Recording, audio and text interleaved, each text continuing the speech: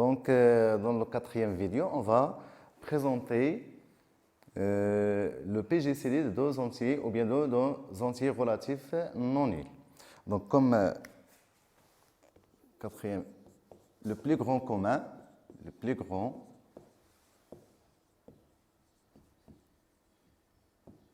diviseur.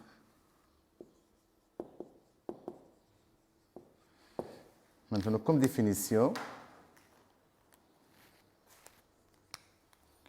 définition, soit A et B, deux entiers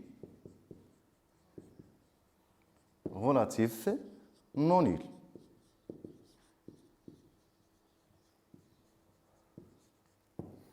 Le plus grand commun diviseur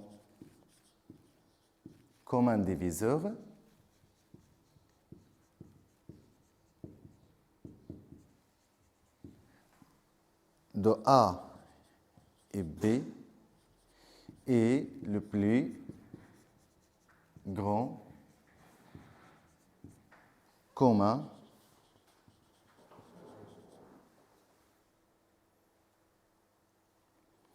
les plus grands diviseurs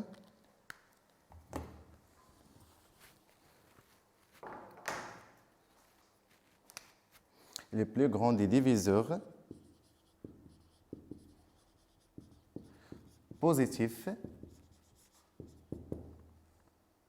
bien strictement positifs, c'est-à-dire strictement positifs, et le plus grand commun diviseur, les plus grands des diviseurs positifs communs de A et B.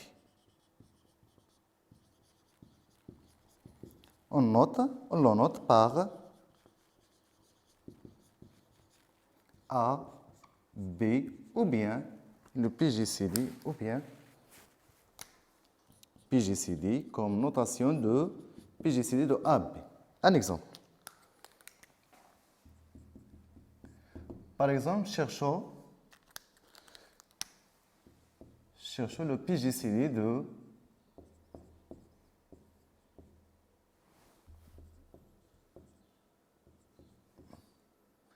12 et 14 » par exemple. Donc les diviseurs 12 sont 1, 2, 3, 4, 6 et 12. Et de même façon, c'est les nombres négatifs. Donc moins 1, moins 2, moins 3, moins 4, moins 6, moins 12. Et de même façon, les diviseurs de 14 sont 1, 2, 7 et 14, et moins 1, moins 2, moins 7 et moins 14. Donc les diviseurs communs de 12 et 4 et qui sont positifs sont 1, 2, donc les diviseurs communs sont 1, 2 et quoi d'autre? Donc voilà, les diviseurs communs sont 1 et 2. Donc le PGCD, ou bien 12, 14, égale à combien? Égale à 2. Maintenant, comme 2, on a 1 définition, 2 propriétés de la PGCD. Propriété de la PGCD. Donc, soit A un entier relatif, soit A et B à partir de Z étoile. Première propriété, on a le PGCD de A1 égale à toujours 1. Parce que le plus grand commun, les diviseurs de 1 sont 1 et moins 1, les diviseurs de A. Donc, les communs sont soit 1 ou bien sont 1 et moins 1, ou puisque moins 1 positif, donc le PGCD égale à 1. Le PGCD AA égale à la valeur absolue de 1. Parce que il se peut que A négatif, parce que A appartient à Z étoile. Donc, si on a A négatif, puisque les diviseurs de 1 sont communs, donc le PGCD, c'est le plus grand commun diviseur positif. Donc voilà, le PGCD, c'est la valeur absolue de A. Et de même façon, on peut montrer que AB égale à BA. C'est-à-dire quoi? C'est le PGCD est commutatif. Ou égal à combien? C'est la valeur absolue de A, la valeur absolue de B. Donc au lieu de déterminer le PGCD de deux nombres négatifs, ou bien Dans Z, il suffit de déterminer le PGCD des valeurs absolues de A et valeurs absolues de B, c'est-à-dire que A et B sont deux nombres positifs à partir de N, étoile. Maintenant, d'autres propriétés qui est très importante.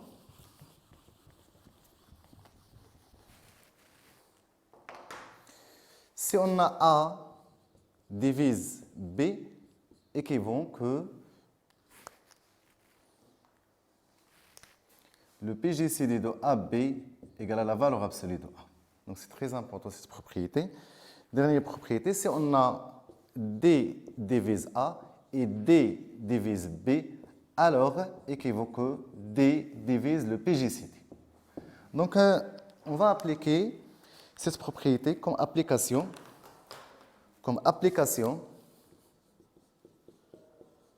de la propriété soit x et y, deux entiers, deux nombres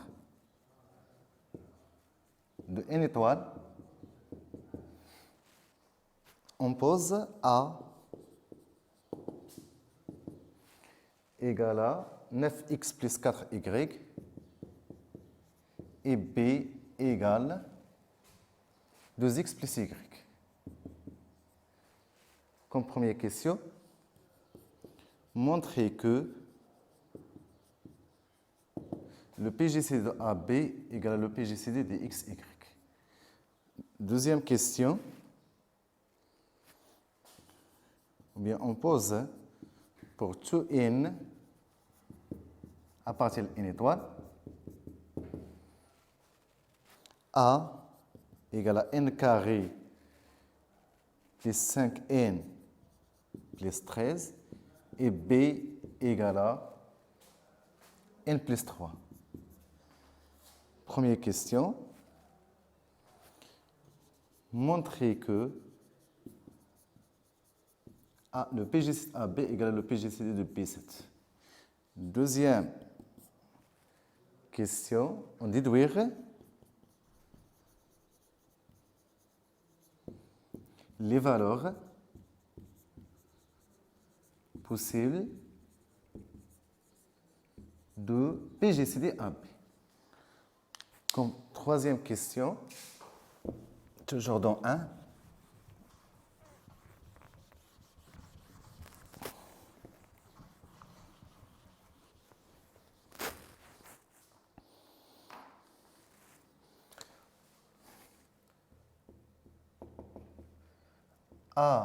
Le PGCD de AB égale à 7 équivaut que n est congrès avec 4 modulo 7.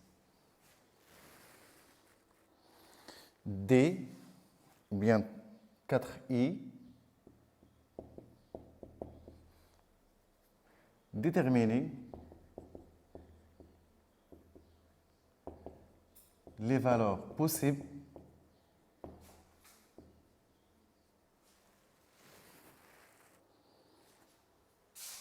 de n qui appartient à n tel que le PGCD de AB égale à 1. Donc, cette application, c'est l'application directe de la propriété. Maintenant, on commence, donc les questions 1 et 2 sont indépendantes. Maintenant, comment montrer que A égale le PGCD de AB égale à le PGCD de XY. Donc, il se fait de quoi comme solution? Première question. Il se fait que de poser D égale à AB ou D' ou bien delta égale à le PGCD de XY. Donc on pose D égale à le PGCD de AB et delta égale à le PGCD de XY. Donc il se fait de montrer que, donc l'objectif de montrer que D il est inférieur de delta et delta il est inférieur à D. Donc, D divise AB. Regardez, on a D divise D égale à le PGCD de AB. Implique quoi? Implique D divise A ou D divise B. C'est-à-dire quoi? D divise Combien A? C'est 9x plus 4y. Ou D divise 2x plus y. Implique que D divise, donc ça va regarder si on multiplie fois 4, donc on utilise quoi? Les combinaisons D, C, D divise A ou D divise B, alors D, quel que soit V, D divise A, UA plus VB. Donc ici, D divise quoi? Divise 9x plus 4y moins 4 fois 2x plus y, qui est égal à combien? X.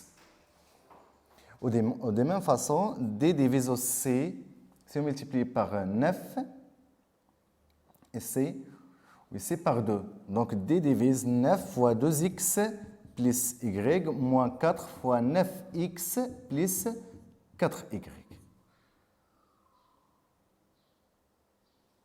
Ou bien par 2, ici 2. Donc égal à combien? 9 fois 2x c'est 18, ou 9y, ou moins 8y égal à combien? Égal à y. Donc regardez, donc D divise, d'après la propriété, si on a D divise A ou D divise B, alors D divise le PGCD. Donc D divise le PGCD de XY, qui est égal à combien? Delta. Implique quoi? D il est inférieur à delta. Donc voilà, on a montré maintenant 1. Pour 2, donc delta égale à combien? X, Y, implique quoi? Delta divise X et delta divise Y. Implique aussi que delta divise X, combien A? A c'est 9X plus 4Y. Donc il divise 9X plus 4Y plus 4Y qui est égal à A. Ou delta divise 2x plus y. 2x plus y qui est égal à b. C'est-à-dire delta divise le PGCD de AB égal à D. Donc, implique quoi? Delta, il est inférieur à D. N'oubliez pas que petit delta ou D sont deux nombres positifs. Donc, de 1 et 2, on déduit de 1 et 2, on déduit que de 1 et 2, on déduit que D égale à petit delta parce que D et petit delta sont positifs. Maintenant, la question 2. On pose pour tout n à partielle n étoile. A égale à n carré plus 5n plus 13 ou B égale à n plus 3. De même façon, montre que A, le PGCD AB égale à le PGCD de B7. Donc, la CCC, il suffit d'écrire A en fonction de B.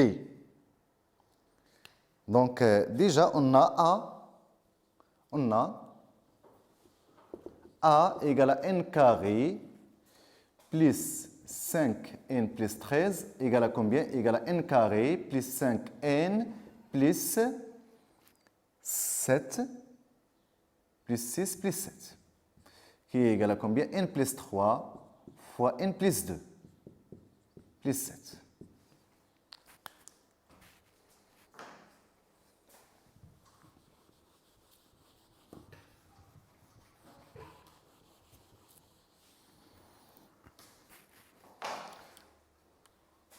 Donc égal à combien? C'est n plus 3.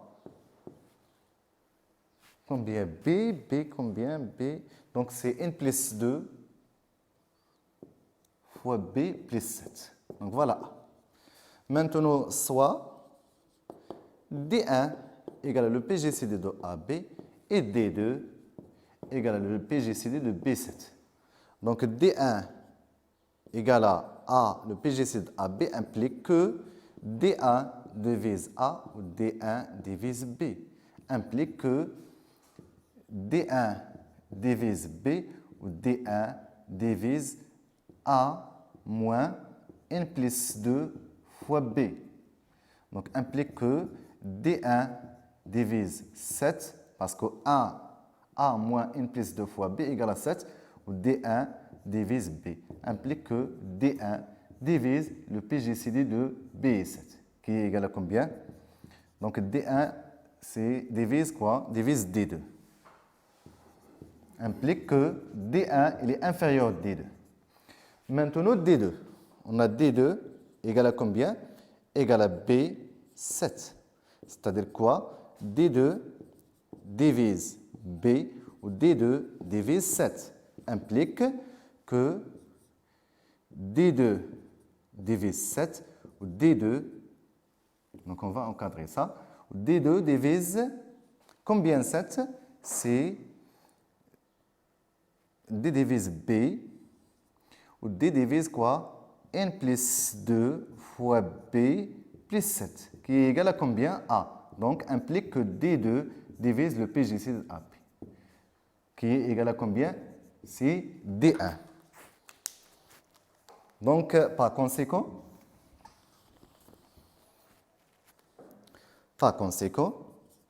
D2 il est inférieur à D1.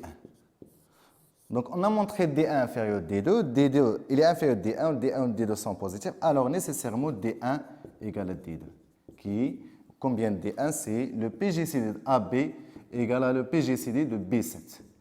Maintenant, comme question 3, montrer que, ou bien on déduire les valeurs possibles de A. Comme 3, les valeurs possibles. On a dit que AB égale à B7. Ou puisque les diviseurs de 7 positifs, les diviseurs, parce que le PGCD est toujours positif, sont 1 et 7, on peut noter des diviseurs de 7 qui sont positifs, l'ensemble des diviseurs de 7 qui sont positifs. Donc, nécessairement, soit le PGCD est égal à 1 ou bien 7. Donc, implique quoi? Le BGCD de B7 égale à 1 ou bien le PGCD de B7 égale à 7. Donc, voilà les valeurs possibles de PGCD de AB, soit égal à 1, soit égal à 7. Maintenant, la question, comment montrer que si on a le PGCD de AB égal à 7, alors on a l'équivalent, c'est-à-dire N congrès avec 4 modulo 7. On va montrer ça.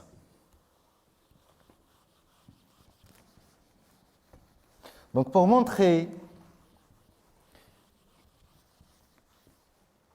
A, donc on a 7, regardez, on a, donc première implication, on a le PGCD de AB égale à 7. Implique quoi? C'est le PGCD de B7 égale à combien? Égale à 7. Implique que 7 divise B ou 7 divise 7. Implique 7. Puisqu'on s'intéresse par les valeurs de l'entier n. 7 divise B combien? B. B égale à n plus 3. Alors, il existe K à partir de Z tel que n plus 3 égale à 7 fois K. C'est-à-dire quoi? N égale à 7K moins 3. C'est-à-dire quoi? N est congrès avec moins 3 modulo 7. On ajoute donc N plus 7 est congrès avec N ou bien moins 3 plus 7 modulo 7. Qui est égal à combien? C'est congrès avec 4 modulo 7. Ou N plus 7, il est congrès avec N. Donc N est congrès avec 4 modulo 7. Donc voilà, première implication. Pour la deuxième implication, donc si on a N est congrès avec 4 modulo 7, alors le PGCD de AB égale à 7. Donc là, on va poser D égale le PGCD de AB. Alors, D divise A ou D divise B implique que D divise A moins N plus 2 fois B. C'est-à-dire que D divise 7. On a montré D divise 7, d'abord il suffit de montrer que 7 divise D.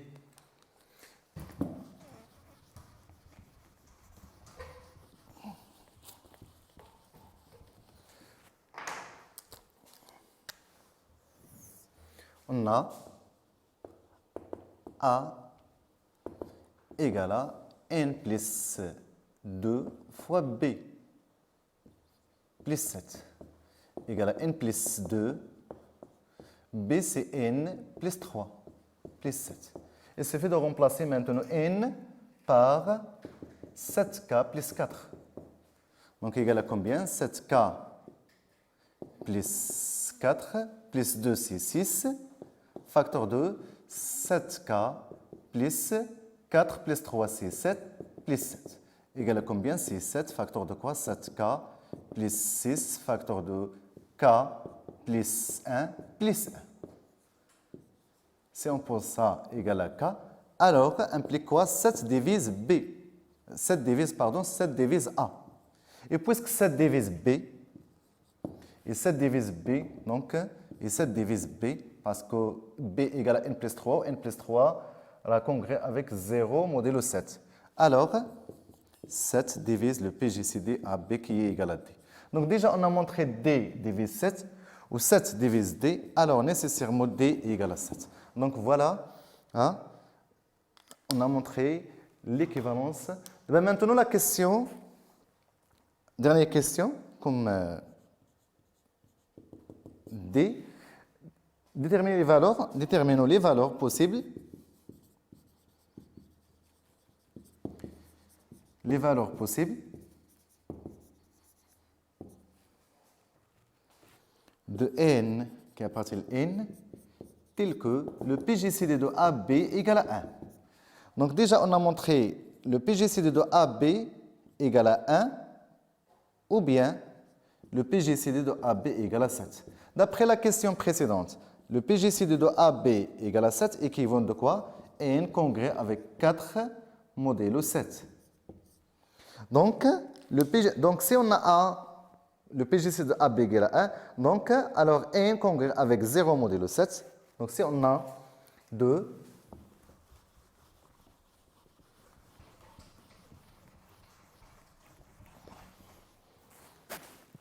donc A, B égale à 1 équivaut de quoi? A ou bien N soit égal à 0 modulo 7, ou bien N est congrès avec 1 modulo 7, ou bien N est congrès avec 2 modulo 7, ou bien N est congrès avec 3 modulo 7, ou bien N est congrès avec 5 modulo 7, ou bien N est congrès avec 6 modulo 7. Donc voilà les valeurs possibles de N, soit s'écrit sous forme 7K ou bien 7K plus 1, parce que le reste de la division euclidienne de N par 7, soit 0, soit 1, soit 2, soit 3, soit 4, soit 5, soit 6, soit 7. Ou puisque le cas de N, le reste de la division N égale à 4, on a le PG égale à AB égale à 7. Donc nécessairement aussi, on a le PG AB égale à 1. Donc équivaut de N égale à 0, ou bien N égale à congrès à 0 modulo 7, ou bien 1 modulo 7, ou bien congrès à 2 modulo 7, ou bien 3 modulo 7, ou bien n congrès avec 5 modulo 7, ou bien n congrès avec 6 modulo 7. Donc merci pour votre attention. À la prochaine vidéo, Inch'Allah.